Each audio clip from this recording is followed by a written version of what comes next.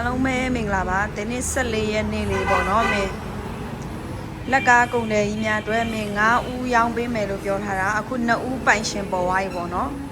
နောက်ထပ်မင်းတို့3ဦးလာရရှိပါတော့မယ်နော်ဒီ3ဦးလေးမင်းရောင်းချပြီးသွားပြီဆိုတော့ပစ္စည်းကတော့လုံးဝမရှိတော့ပါဘူးရှင့်မင်းဟိုပါပေါ့နော်10ရက်နေ့ကမင်းလက်ကား9ဦးကို10စီးစီရောင်းချပေးမယ်လို့ပြောတာပိုင်ရှင်ကတော့2ဦးပေါ်သွားပြီရှင့်နောက်ထပ်3ဦးပဲကြံပါတော့မယ်နော်အယောင်လေးကလည်းမင်းတို့လူကြိုက်များတယ်ခဲပုတ်ရောင်လေးရယ်မင်းတို့အပြာလေးရယ်ပေါ့နော်အနက်လေးရယ်ဒီကောင်လေးကတော့မင်းတို့ဘဲကောင်းစိမ်းရောင်လေးပဲဖြစ်ပါတယ်နော်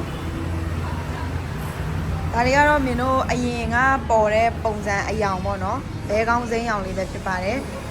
ဒါတော့မင်းတို့2024 2025မှာတော့မင်းတို့စူပါကတ်တွေကိုအယောင်စုံလေးထုတ်ပေးလိုက်တာဖြစ်ပါတယ်နော်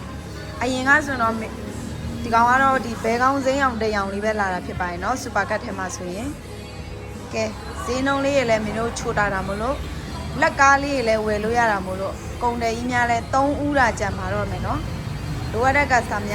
စတမာများမင်းကိုဆက်သွယ်နိုင်ပါတယ်เนาะဟုတ်ကဲ့လက်လီလက်ကားရောင်းချပေးနေတဲ့မင်းတို့ရဲ့85စကိုင်းမန္တလေးလမ်းစန္ဒမုနိဖျားပေးမှာလာရောက်ဝယ်ယူအားပေးနိုင်ပါတယ်เนาะလက်ကားဖုန်းနံပါတ်လေးကတော့မင်းတို့39 9999496ပဲဖြစ်ပါတယ်เนาะလက်လီဖုန်းနံပါတ်တွေကတော့990 33လုံး920 990 33လုံး921ပဲဖြစ်ပါတယ်เนาะကဲ3ဦးတာကြံရှိတော့မယ် promotion လက်ကအမြန်လေးဆက်တွဲနိုင်ပါပြီเนาะအယောင်လေးလဲစုံလေးတာမို့လို့စုံလုံးလေးမင်းတို့